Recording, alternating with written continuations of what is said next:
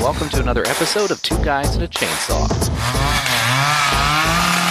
I'm Todd. And I'm Craig. Well, Craig, we continue our month of sequels with one that I know you and I were both excited to revisit. This is called Exorcist 2, The Heretic. And it almost seems heretical to even have a movie called The Exorcist Part 2. After the original was just so iconic at the time. Of course, we weren't alive then, but it was a pop culture phenomenon. It won lots of awards, and it's still, I think, a pretty terrifying movie. Oh, yeah. And the second film in the series is a considerable departure from the original for a lot of reasons, and it is decidedly not terrifying. Yeah. When we were coming to do this, my reminiscences of seeing The Exorcist 2 was that it was so boring I fell asleep watching it the first time. I'll have to say that as I was watching it again, I was also nodding off. This time around as well. So I don't think that my assessment of this film has changed much since I first saw it. How about you, Craig? What's your history with this movie? Well, I don't know. I think I'd probably only seen it once before, and probably a decade or more ago. Though it's one of those things where, like, how dare you make a sequel to The Exorcist? Well, of course the studio's going to want to. You know, it did so well. There was so much buzz surrounding it. Of course they're going to want to cash in on that. Plus, soon after The Exorcist came out, I think the same studio, if not a different studio, I don't know, but The Omen came out, which was somewhat similar in nature, and it had done really well. And so they really kind of tried to push a sequel for The Exorcist. They wanted to get it going right away. But they faced several roadblocks from the beginning because nobody who was involved with the first one wanted to do a sequel. The writer and director were not particularly interested. Linda Blair and Ellen Burstyn, the stars of the first movie, were not interested in doing it. They did not want to reprise their roles. And initially, the studio wanted to rush through it and make it a really low-budget kind of affair, kind of a la Silent Night, Deadly Night 2, where it would really just kind of be a rehash of the first movie, showing unused footage and unused angles from the original film, and it just didn't really appeal to anybody. But they got people working on the script, and they eventually got a script that Linda Blair got on board with. You know, she said, all right, the script's good, I'll get on board. She said from the beginning, I'm not doing that makeup again. I'm not doing it.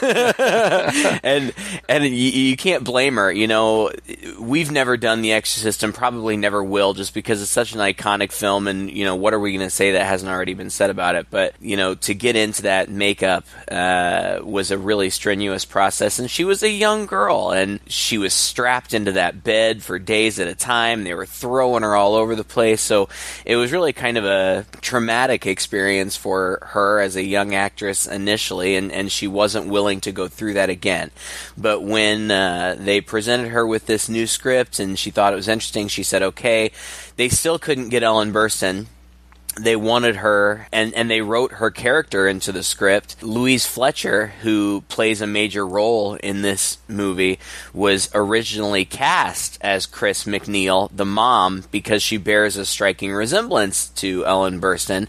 But after a series of rewrites, she got transformed into another character, and the mother was written out. You know, her absence is explained by she's working. You know, she's a popular actress, so she's away shooting a movie or something. So they finally got a script that people got on board with. They started shooting it, and then while they were shooting it, the script ended up going through so many rewrites that it eventually ended up being not even really comparable to what the original script had been, and I think pretty much everybody involved was disappointed in it, and when it came out, audiences were disappointed in it, to the point where the audience for the original screening, you know, laughed, threw things at the screen, walked out, and it wasn't received well at all.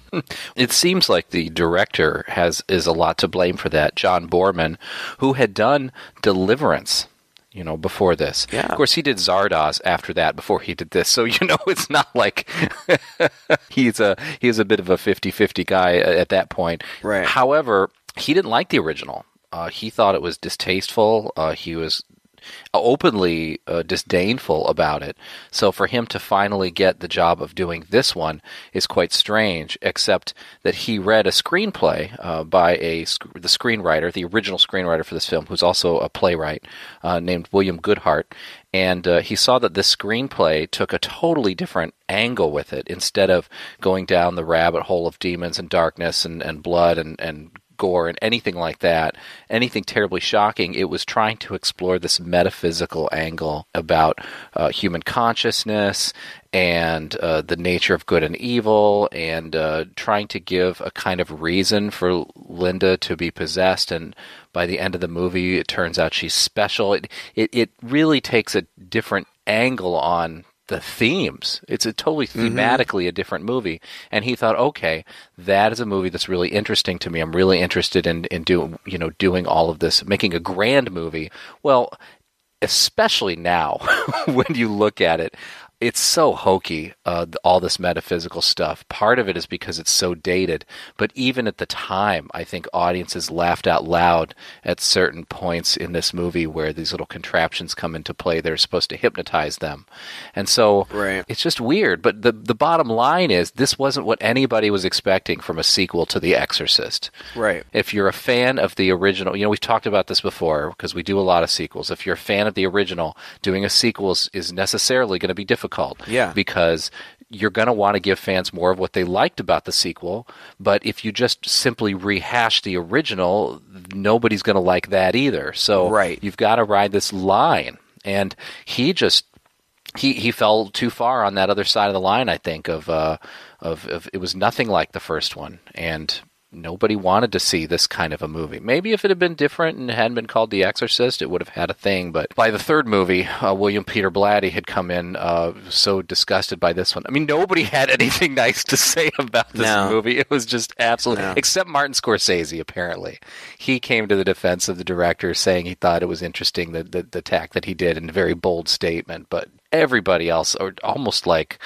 cursing and swearing. Well, the thing is that, I think that it was doomed to failure either way. I mean, you either do what the studio had originally planned and just kind of make the same movie again, which may have satisfied some people, or you go in a completely new direction. And I respect the decision to take it in a new direction.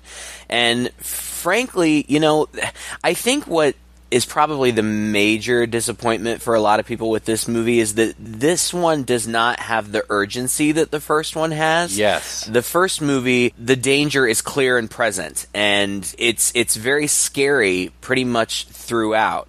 And in this one, the danger is more kind of lurking in the background. I would go so far as to say the danger is really not present at all. It's like none of what happens in this movie really even needed to happen, right? I mean, everybody could have left well enough alone, and I think that's how I interpret it anyway. Maybe I'm a little mistaken. I think you're right. The catalyst for it is that the priest, there is a priest who is called in by the cardinal to investigate the death of Father Marin, who was the guy in the original Exorcist who, at the very end, gets possessed and then throws himself out the window. Well, see, and that's very confusing because it's not. That's who I always think of. Oh, no, you're too. right. He's it's not the one. Him. It's Max von Sydow's character. Right, and he dies. The demon, I think, causes him to have a heart attack, and he was the guy in the first one who is supposed to be the exorcism expert. He had performed lots of exorcisms before, and the guy that you're thinking of, the guy that iconically jumped out the window and fell down that big flight of stairs, he was kind of a new guy. He was Father Karras, right? Something like that, yeah. And it doesn't focus on his character. But you're right. I mean, that's how it starts out. The church wants an investigation because Father Marin had this great reputation, but this has marred his reputation. And apparently, he had done all this writing, and the church had wanted to canonize his writing and stuff. But now, because several people died during this whole experience, including him, people were thinking that he was a fraud or maybe even a devil worshiper or something along those lines. And so they're kind of trying to clear his name. Meanwhile, Regan, again played by Linda Blair, but it's so almost bizarre because this is supposed to take place, like maybe 2 years after the first one? 4, but yes, it's still bizarre. Is it 4? Uh-huh. Yeah, because all of a sudden, I mean, the first time you see her, like, she's super sexy, and, like, it's like they're kind of playing that up. Like, she's, like, in, like, a crop top. And, oh, yeah. No bra. Right, and she's, developed as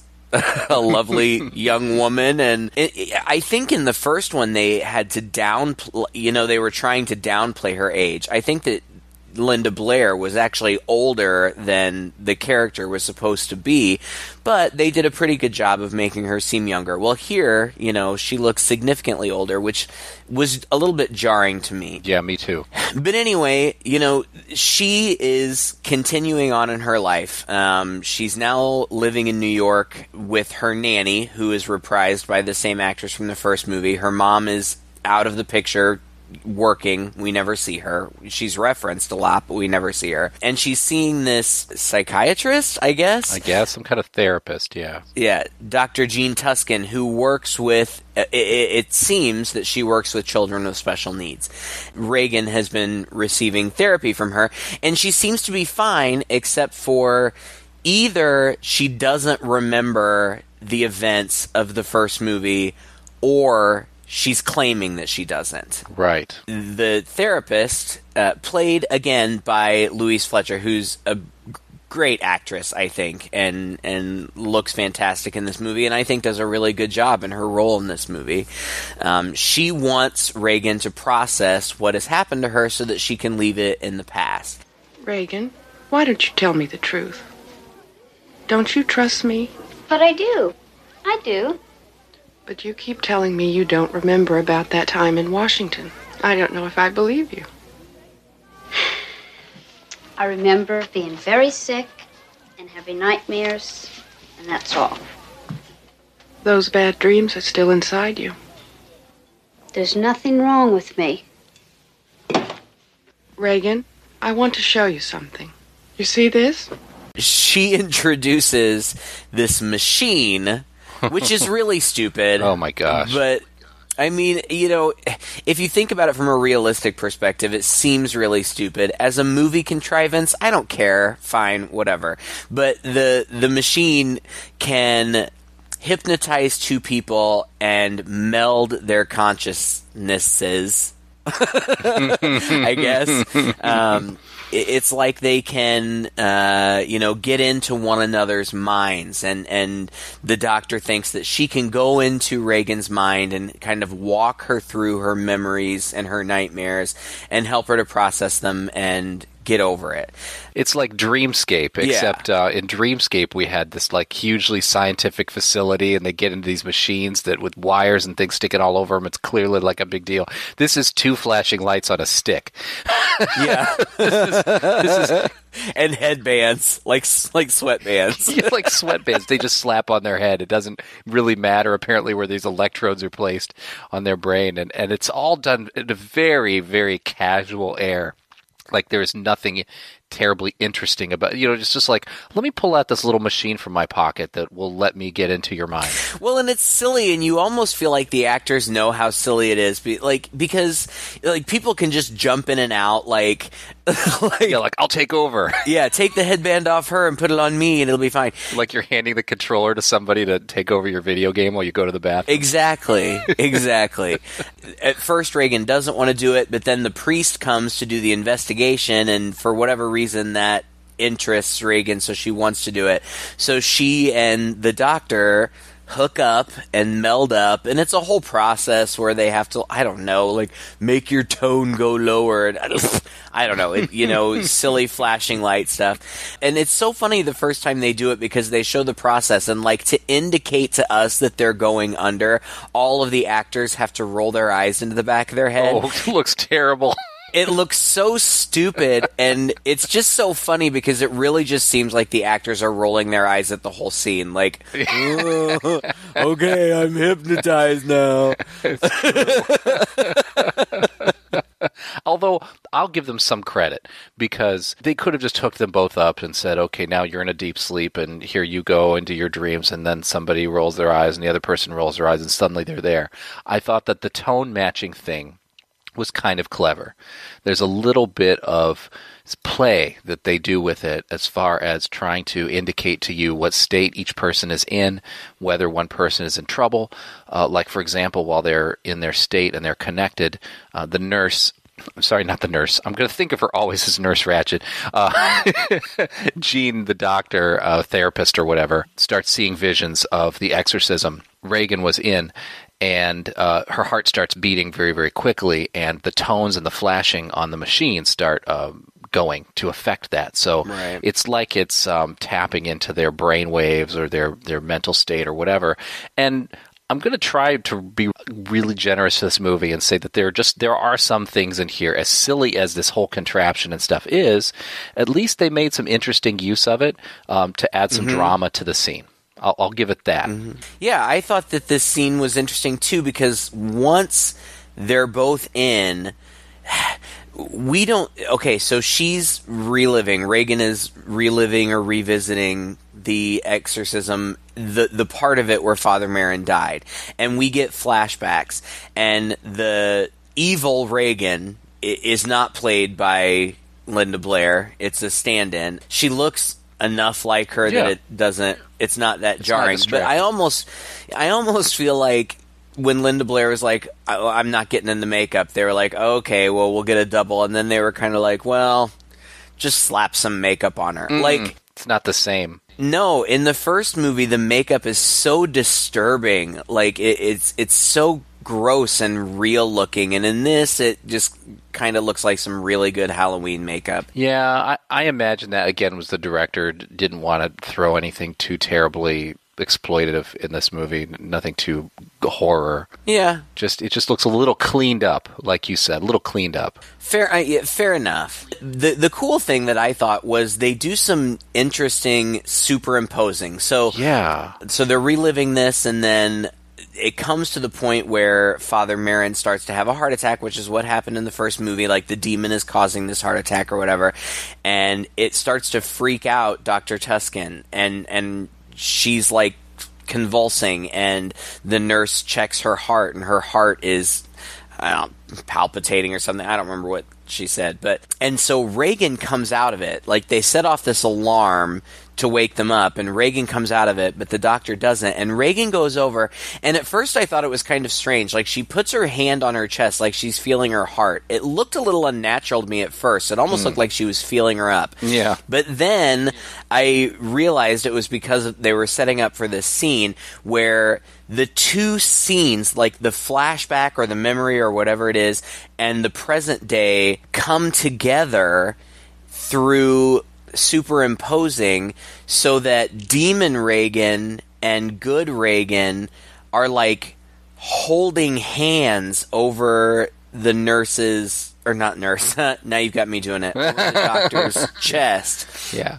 Of course Regan doesn't realize this, but I think that it's supposed to show that they are still connected or whatever. And I thought the effect, though it may not have been executed as well as it might be today, I thought that it was a cool effect and served its purpose in showing that this demon is still a presence, an influence. Yeah, it was, and it was really cinematically a very, also very technically good scene. I mean, everything lines up pretty well. And the superimposition and the way everything goes. It does look a little bit like even Demon Reagan is fondling her a little bit, but then they go a little Dario Argento on us. Now, here, I just finished saying that this was fairly cleaned up as far as the makeup goes, but then you get this gross scene, which is a close-up on her heart, like you're seeing the inside of it, and you can see Demon Reagan's hand actually grabbing the heart, like she's trying to rip it out, or she's trying to manipulate it or squeeze it hard or something like that. And I thought that was a little shocking. Maybe the most shocking, disturbing scene in this whole movie is this one. Yeah. It starts out with a little bit of promise, although that promise is bookended by a whole lot of ridiculousness that really takes you out of it, you know. Yeah, so then the priest jumps in, because you can do that apparently. Yeah, I know where she is. It's so funny, too. It's like he's looking at this machine for the first time. He's also very disdainful to the doctor in their previous conversation about her whole emphasis on the physical aspects of stuff. You know, she's talking very much about consciousness and about mental illness, and he's saying, we're dealing with evil here. It's a spiritual, supernatural thing. But then when he's seeing this machine and seeing it in action, he jumps in and he knows exactly what to do. You know, let me take over. Right. I know where she is, you know, and he jumps in and puts it on like he's done this 1,000 times before. Again, it's just hokey, you know, get down to her, talk me down, right? Talk me down to it, stare at the light. And, you know, you don't really see any visual representation of what's going on. You just see them staring into the light and the blinking after a while. It's probably supposed to hypnotize the audience about as much as it's hypnotizing them. Sure. The only thing really of significance that happens, I guess, I mean, it's all significant, but the demon says in the flashback or whatever it is, she is mine always. And so it's planted into, you know, the priest's mind and us, the audience's mind, that the demon really wasn't expelled, it's just been repressed. Like, it's inside her, it's latent, you know, but it's still a threat. From then on, well, the very next thing that happens is Reagan goes out, and she's really good with the kids, the other special needs kids in this place, and she talks to them. And I have to say, you know, there are parts of this movie where Linda Blair's acting is bad, but there are also parts of the movie when she's playing sweet Reagan McNeil where she's so endearing. Like, she's just very sweet, and she's really pretty. Like, Yeah. I didn't remember her being that pretty. She's unbelievably cute in almost every shot. Even when she's got yellow eyes and stuff, she's even cuter.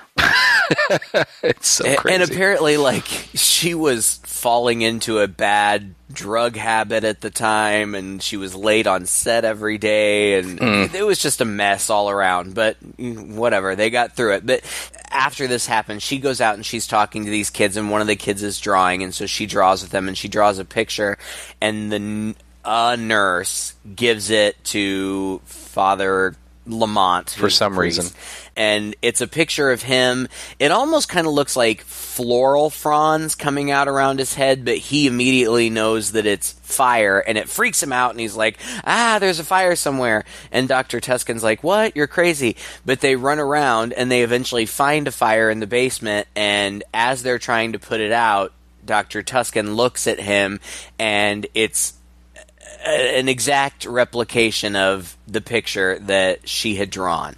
It seems to me like what they're suggesting is that by having done this thing with the machine, they have awoken something inside of her, which is, I get, like, it would make sense that they're, you know, maybe they're poking at the demon and that maybe gets the demon going, but it almost seems like they're awakening something else, which comes up later.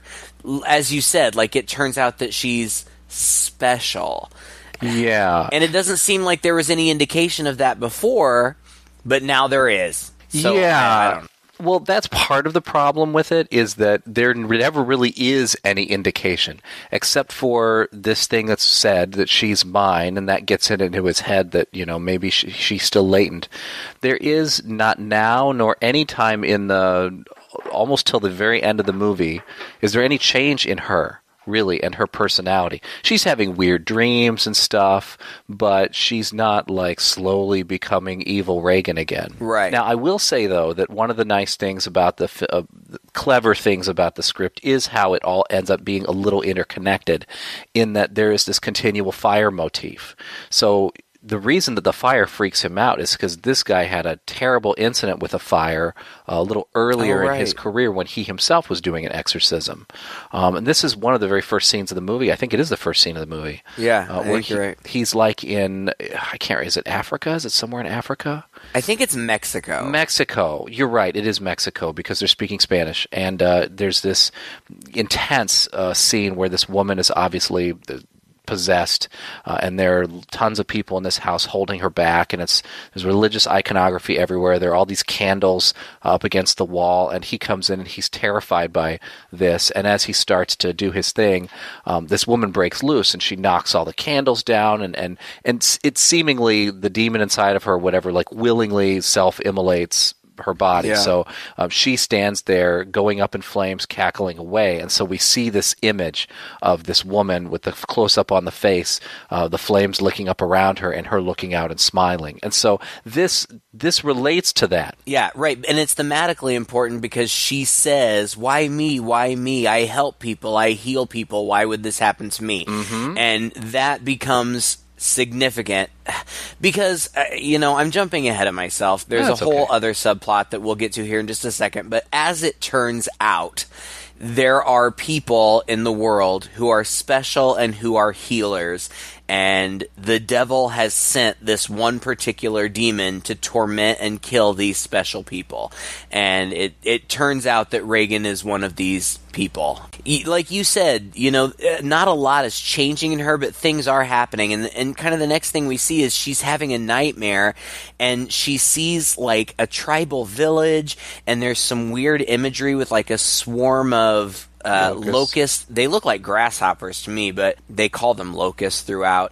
And then she sleepwalks out onto her balcony as she lives in this gorgeous like Manhattan apartment. Insanely expensive apartment.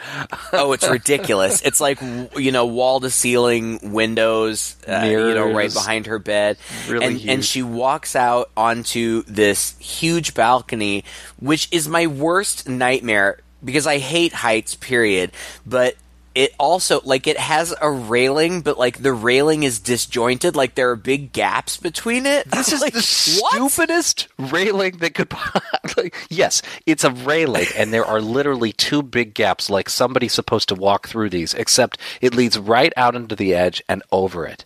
So, when I'm watching this movie for the first time, I am also afraid of heights. I'm thinking, why in the hell... does this railing not go all the way around here? I don't care how trendy and cool this house is. There is no good reason for this to be a death trap like this. Exactly. Okay, so she's sleepwalking. She walks out onto it. She walks right up to the ledge.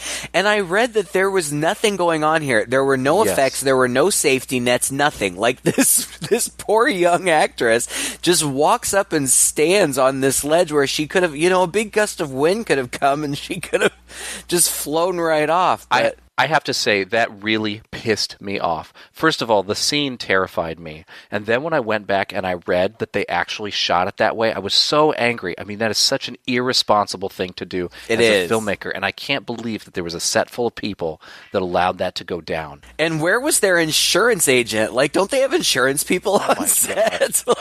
And so I had to go back and look at that scene and see it like frame by frame to see what she put herself through. And sure enough, I think her arms are out a little bit because, she's kind of like, it's almost like she's drifting towards it. She's got her arms out, the wind is blowing through her things. And I could tell maybe she was using, because she's staring straight ahead. I mean, that's the whole point of the scene. It's like she's sleepwalking almost off the edge. It looked like maybe she was using the left or the right side of her arm to just feel like it would brush up against the railing, which could kind of tell her where to stop.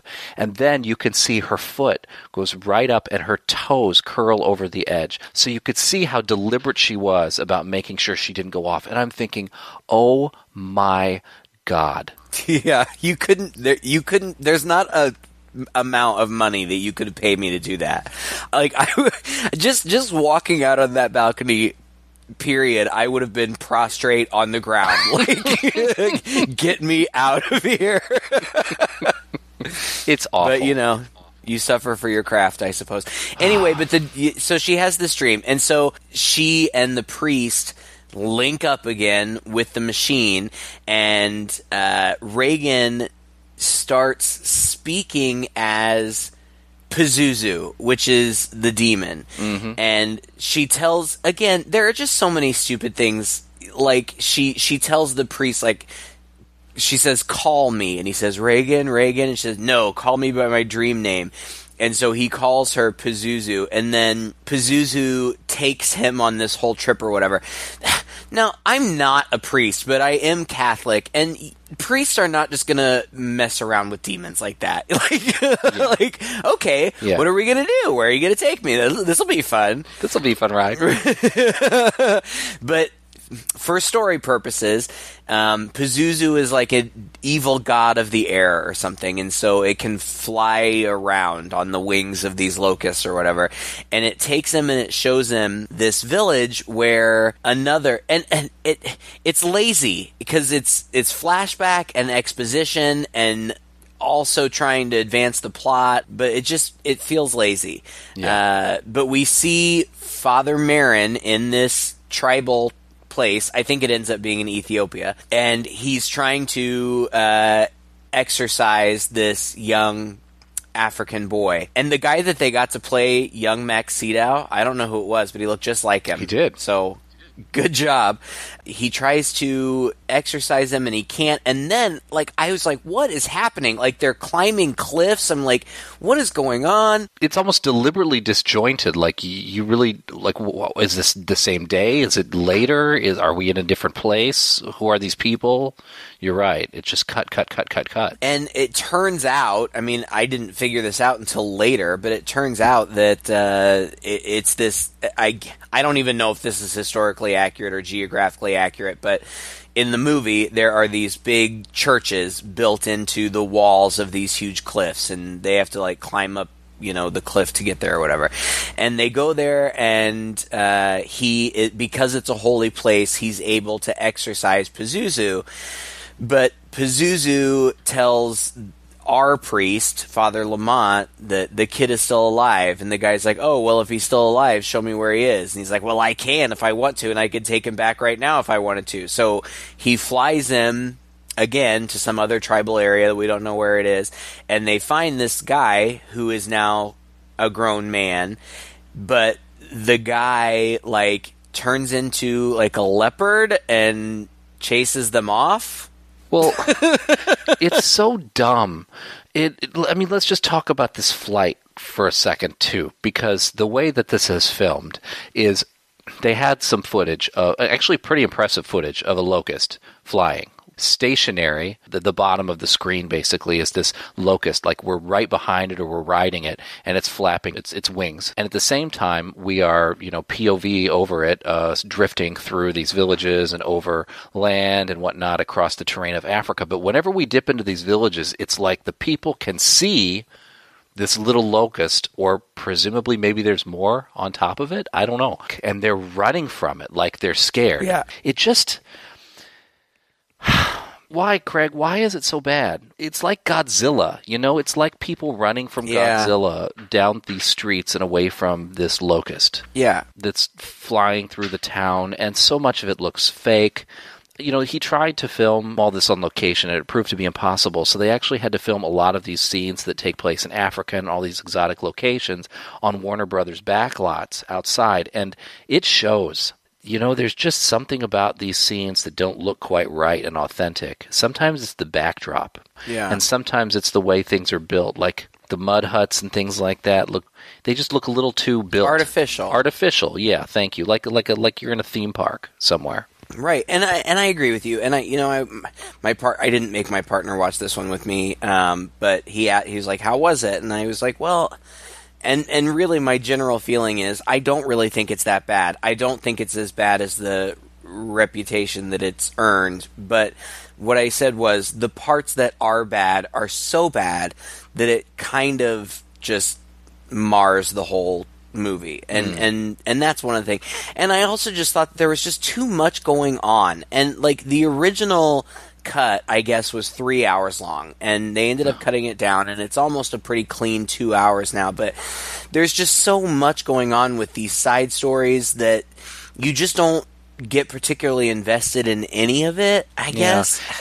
And that's the problem with a kind of metaphysical-ish movie, too, is because so much of the action is happening in these weird ways, like in people's heads or in these dreams or these dream trips or whatever we're supposed to be, which gets back to what you said earlier. There's no urgency here.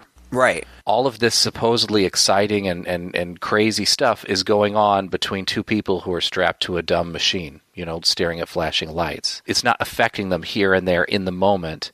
And it's almost like if it weren't for the suggestion that she might still be possessed by this demon, they can all just shut it down at any time and just say, oh, well, that was interesting information, but, Right. Yeah. Because there's no danger to anybody. There's no immediate danger to anybody in this film until towards the very end. Right.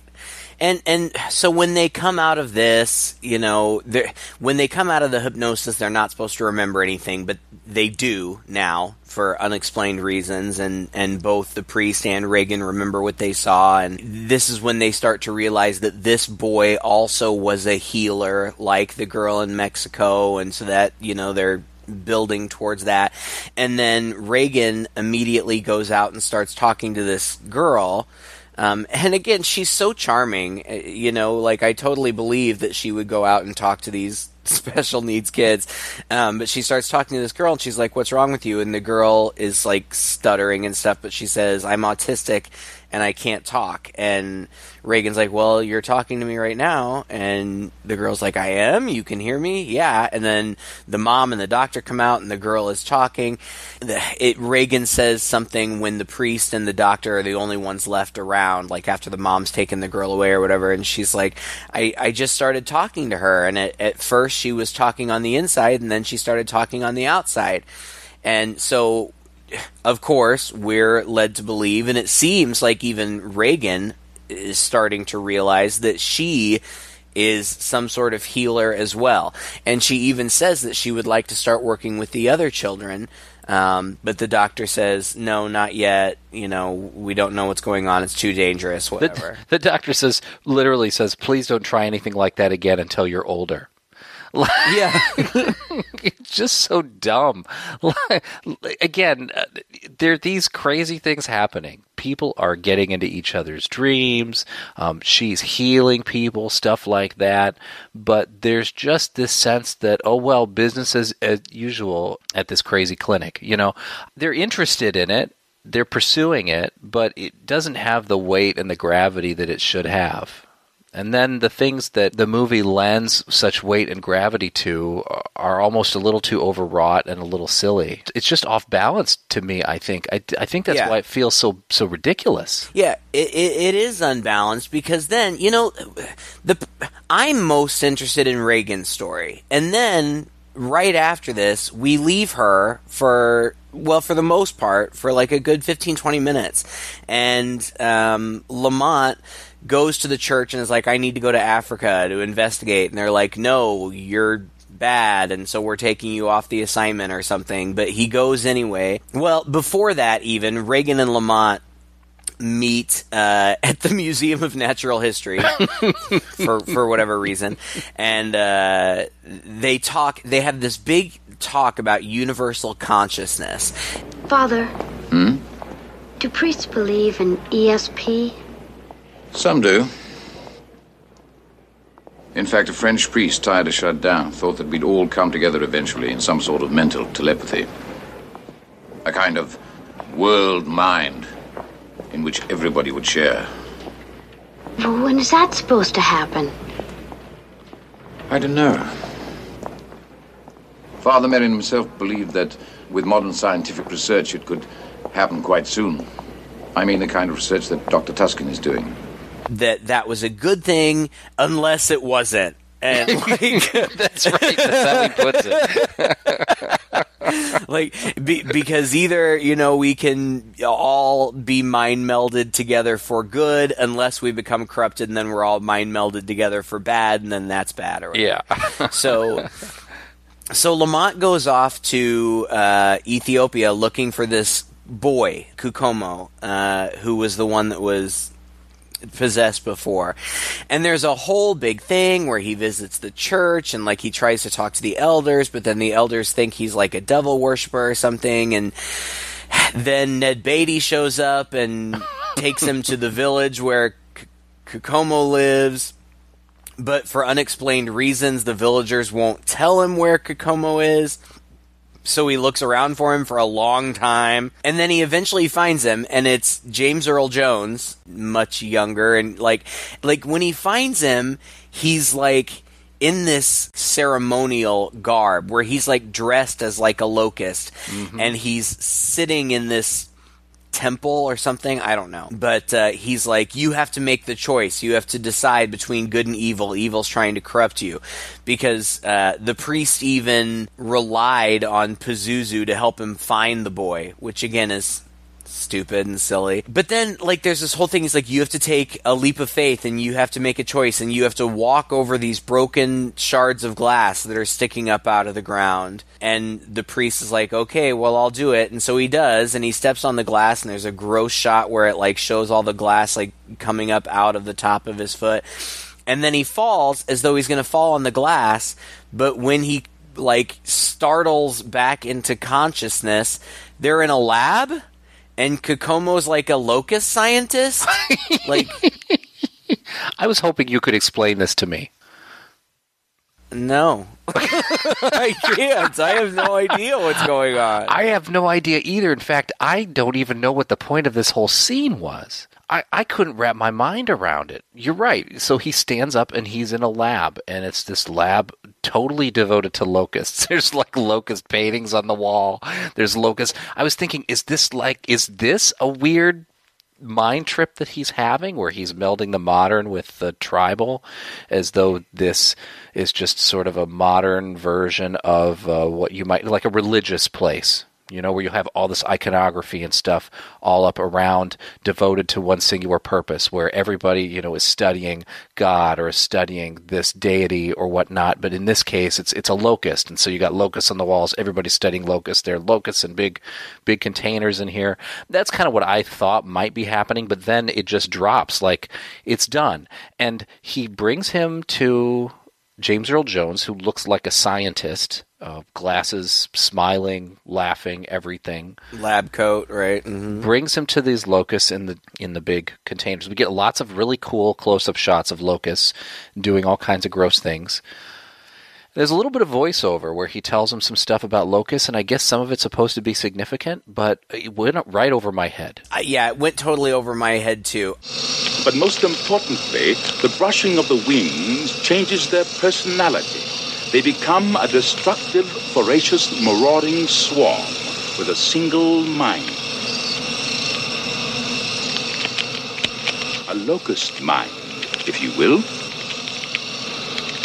The evil swarm sweeps relentlessly over the earth, possessing all that it touches. Evil breeding evil by contact. When the wings have brushed you, is there no hope once the wings have brushed you? We try. With the help of science.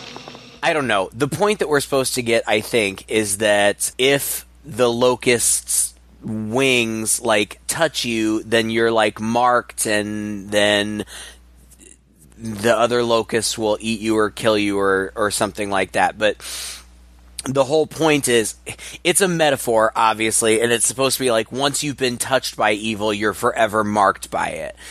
So once Pazuzu has touched you, you're forever marked and stained by that or whatever. But then James Earl Jones is but we've genetically engineered this one locust who we call the good locust. That's a really creative name. Good job. We call it the good locust, and it doesn't do that. And it's going to eradicate this problem. It's going to start, a whole new wave of good locusts or whatever. And so in my notes, I just have, so Reagan is the good locust, and then, yeah. Like, yeah, basically. That's what it turns out to be. Gosh. And then he's just back in the United States again. I mean, obviously there's a lot of stuff cut out of this movie. You know, there's a lot of how do people get from here to there.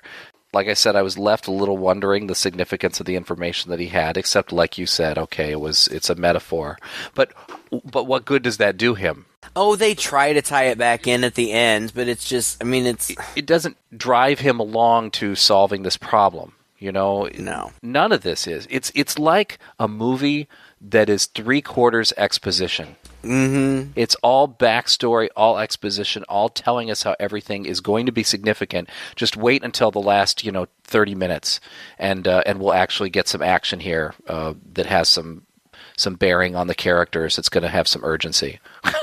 Well, I mean, and it's really more like the last 15 minutes of this 2-hour movie, which is fine, whatever. But meanwhile, Reagan is still back in the United States, and something happened to the priest where, like, the villagers thought he was a devil worshiper, so they were, like, throwing rocks at him, and Reagan was doing her tap recital, and, like, she could feel it, like she was getting stoned, too. And so she falls off the stage, she gets hospitalized. And then, while the priest is still in Africa, apparently now they can mind meld whenever they want. Yeah. Right. Like, I don't know. It's so weird. The priest comes back. Reagan runs away from the hospital where she's been admitted because of that whole incident. And Reagan steals the mind melder machine, as I like to call it. They meet up again at the Museum of Natural History because that's their favorite place, meeting rendezvous place. And they go to a hotel. They go to a Fleabag sleazy ass hotel to do their mind meld again. I'm thinking, oh, this is good for this priest. And he's not dressing as a priest anymore.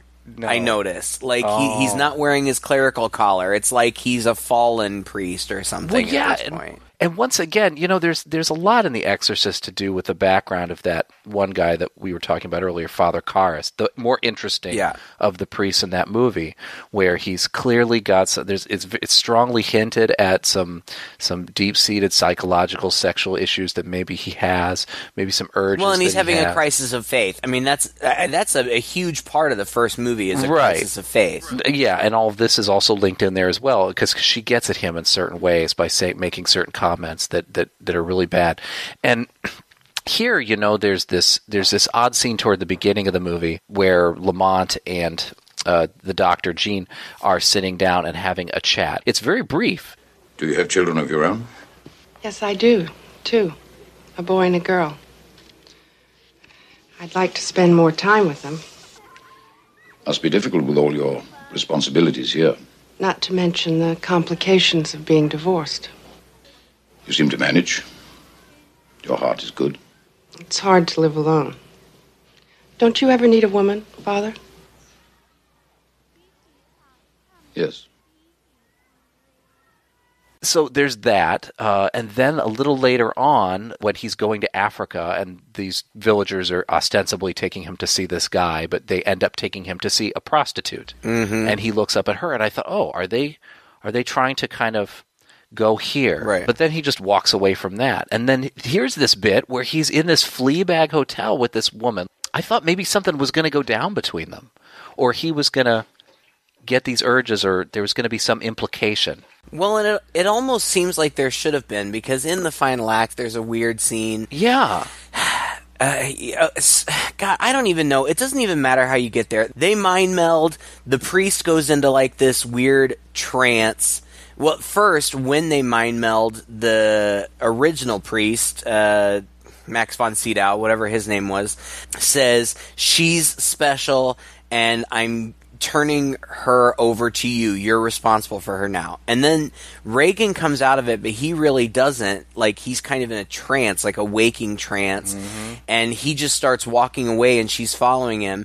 And ultimately, he's leading her back to D.C., where all of the events happened.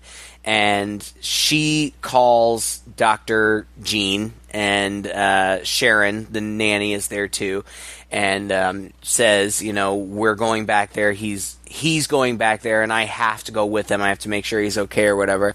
And so they're all headed to DC.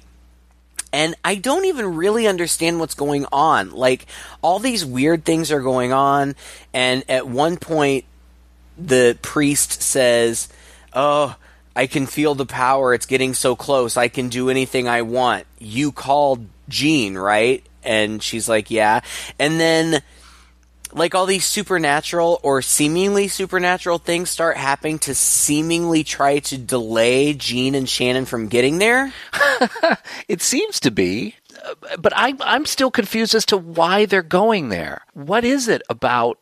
Is this like a haunted house thing where they have to go back to that original room? It's really important. Like, I couldn't figure out for the life of me, even after it happened, why he was being compelled to go back to that place. And that's a real problem. Did I miss something? Because they visited it earlier. Did I miss something important except for the shot of a locust, like, up in the corner buzzing its wings? No, I don't think you missed anything. There's just a big gaping hole, and that is motivation. Why is it important that he goes back to this place? How is this suddenly sinister that he's going to find something there, and then there are these supernatural forces that are trying to keep the other two from catching up with them? I really don't know, and it's very confusing to me because at some point, I think it's Kokomo or whatever his name is, says you have to rip out the heart of the demon or something like that. And then somebody else says to the priest, when he says, well, I have to save the girl or something, and somebody says, well, which girl are you going to save? Are you going to save Reagan, or are you going to save Pazuzu? As though they are two different people, which has never been a thing explored or introduced before. Yeah. But then eventually they do get there, and the priest and Reagan get there, and they go back into the house, at which, by the way, they were not allowed to reuse any of the original shooting locations, so they had to recreate everything on sound stages and stuff. But it looks the same. Anyway, they go back, and he goes in and opens the door to her old bedroom and is freaked out. And then she's trying to help him, Reagan is, and he just points at the door, and she goes and opens it up, and there she is. So now we have evil Reagan in the bed and good Reagan not. Like, they're two separate entities. What? Yeah. I really don't understand what's going on. And then to make matters even worse, evil Reagan, looks, all possessed and cut up and gross for a second, but then they transform her into very sexy, hot, hair blown out, like she's like this sex pot on the bed. And they're both talking, like Pazuzu's talking and Reagan is talking, and Pazuzu calls the priest and is like, come to me or whatever. You've chosen me. And so he jumps he on makes her. out with her. Yeah, he makes out with her for a little bit. It just, again, I thought maybe there was that implication. I thought, oh, here's my payoff. This very slightly alluded to by a few very brief references was, oh, okay, all along he's sort of been lusting after Reagan, and that's going to be his undoing, or just some woman to come on to him. It's paper thin, if that's what it was supposed to be. But he jumps onto her. It's very confusing. He starts making out with her. Meanwhile, the women are on their way. Their plane almost crashes, and then the demon takes over the cab and makes it crash right in front of the house, and the cab driver's dead. And then this is the other part that I didn't understand at all. All of a sudden, seemingly out of nowhere, now Sharon is evil. Yeah. And she is trying to help Pazuzu. And I think that this was supposed to be kind of this whole crisis of faith thing. There had been little hints dropped where she said she couldn't even look at Reagan for 2 years, but now she's back, and it seems like it's only when she's with Reagan that she's at peace. So I don't know if that's supposed to mean that somehow she's attached to the demon inside her or something. But Sharon sets herself on fire using the gas from the car accident to keep Dr. Tuscan from getting in. And then just all hell breaks loose, and it's like Pazuzu tells the priest to kill Reagan, and he starts to. He's like strangling her, but she's pleading with him, and then she starts pleading, not in the voice of, but using the same words as the Spanish girl who he had been with at the beginning, like, why me, I'm a healer, why me, or something like that. And then all of a sudden, he snaps back to normal really quickly. Right, really quickly. He leaps onto the bed. Yeah, and attacks the other Reagan, the evil Reagan, at which point all hell really breaks loose. Like the walls of the building start breaking apart, and the floorboards are coming up. A swarm of locusts attack. It's just mass chaos, and then it's like the floor breaks apart, and there's this big chasm now, and Reagan's on one end by the wall, just on this tiny little ledge, and he's battling the other Reagan in the bed, and the bed's tipping towards the hole. And then we get this shot of him literally reaching into her chest and pulling out her evil heart. Like, literally has a dripping heart in his hand. Well, the whole floor collapses, and everybody falls down to the bottom. And then Reagan and the priest walk out, and they find Dr. Tuscan, and Dr. Tuscan is, like, crying, and she's like, I'm so sorry, Reagan. I understand now. But the world won't. The world isn't ready. And so the priest and Reagan just walk away, like they're just gonna walk into the sunset. She's like, you have to get out of here before the cops get here. Like, why? Like, she didn't do anything. Like, what is the world not going to understand? I don't get it. There's a little moment where Sharon says, like, before she dies, she's all burned up. She's like, oh, I chose evil. And the priest is like, no, your beautiful soul was corrupted, or something like that. And she says, oh, Reagan. And Reagan's like, oh, Sharon. And then she dies. The whole time this long-ass scene is going on, I'm sitting here thinking, where are the neighbors? Why hasn't anybody stepped out to see what's been going on? This entire house collapsed. This is DC. It's not like it's whatever. And then they just walk off into the sunset. And the indication that I got was like, they're going off now on their own journey, and like, because she's special now, I really don't understand what the end is supposed to mean. Well, she's been identified as a healer, and now she's been put into his care. And so they're going to go off and, I guess, start to heal people. I guess, but why would they have to hide anything? Like, what is there to hide? I mean, she could go back. I guess she's older now. She's a couple days older, so now the doctors deemed it's okay for her to start using her gift. I would just go back to that clinic and start healing people there, and kind of, start small. So are we also supposed to believe there are other people like her? I was thinking, like, maybe, I think so. Maybe if you continue with this, like Exorcist 3, like now they would have to assemble the Avengers or something.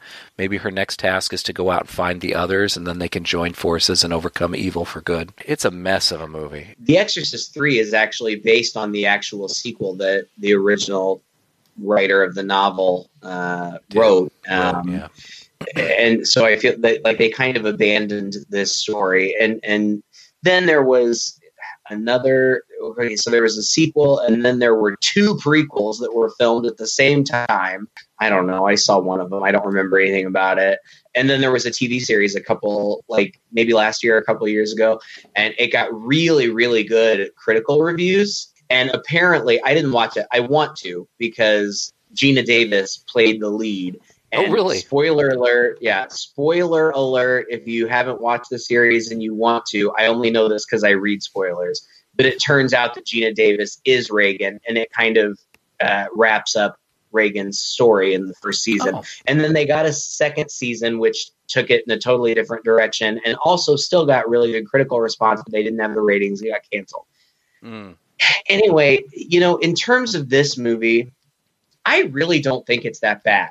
I thought that, like, if it weren't a sequel to the iconic Exorcist, it was an okay movie. It was fine. I mean, I wasn't bored. It was confusing at times, but there were some interesting things going on. It had amazing talent as far as the actors are concerned.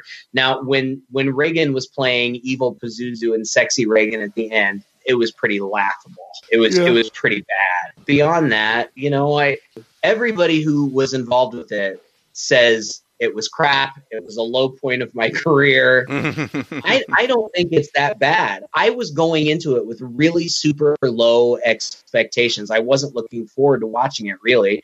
And I watched it, and I was like, it was fine. It wasn't a terrible movie, but it by no means holds up to the original. I think I'm gonna match what you say, but I'm gonna go a couple notches down from that. I think the movie's pretty dumb, and it's pretty dumb in some extremely laughable ways that anybody should be able to see before they commit it to film. Or once you've committed it to film and you've put it together, you got to know this movie's in trouble and something's got to be fixed. And some of it just requires such a suspension of disbelief that it's supremely frustrating. You have, and I think I will also give them the benefit of the doubt that this movie's been chopped up a lot. Obviously, if your original movie was 3 hours, you have to cut out a lot of stuff to get to 2. Then there's probably some stuff in there that might have clarified things, or some of these threads might have just been a little more consistent or a little more obvious, and all we're seeing is little fragments of it, maybe. So I would say, regardless of whether it's a sequel to The Exorcist, my opinion is it's a ridiculous movie. But it is not the second worst movie ever made. And that is what people are claiming. I mean, the Razzies or whatever, they put this at number 2. Like Ed Wood, number 1, which is also not the worst movie ever made. They got this at number 2. Come on. It's not that bad. Anybody who really thinks that has never really seen a truly bad movie. Right, We've reviewed a dozen movies that are way worse than this. This is competently filmed. And let me transition into some nice things about it. Some of the acting is quite nice. They're definitely regarded actors and actresses in here. This might be the low point of many of their careers, but they all had good careers, and it would have been so much worse if they weren't in it. I will say that Richard Burton's performance in here is one note. I mean, he just stares off into space the entire time. They said he had a drinking problem, I guess, and was drunk on half this movie, and that shows. But it's like he never got any other direction. Right. It just gives you no emotional range whatsoever, which makes it also hard. It's like, man, this is not the guy you want at the party, let alone to spend 2 hours with. But as I said earlier, there were some interesting visual things happening here. He was clearly trying to do something different. And I'm not going to knock a person for trying to do something different and failing. The worst thing is just to do something completely boring. So I'm very mixed on it.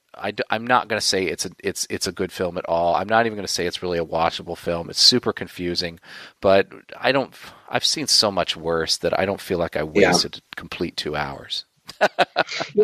And I think that we should do part 3 at some point, because people hold that in much higher regard. And I know I've seen it, but I don't remember much about it. But it might be interesting to talk about. Anyway, at the end of the day, I don't think that it's as bad as its reputation makes it seem that it would be. I didn't find it unwatchable. 2 hours for me is pushing it. I prefer a good hour, 20 hour, 30, but it was fine. I guess I'll just leave it there. It was fine. Well, I managed to stay awake this time, barely, so that was good. Well, thank you again for listening to another episode. If you enjoyed this podcast, please share it with a friend. We have more sequels coming up for you to round out the month, and then we're going to get into your requests again. So if you do have some requests and you haven't submitted those in, go to our website, twoguys.red40net.com, or you can check out our Facebook page where we have pretty lively discussions going on there as well. Just leave a comment on one of our posts or post something to that page and let us know what you'd like us to review in the near future. Until that time, I'm Todd. And I'm Craig. With 2 Guys and a Chainsaw.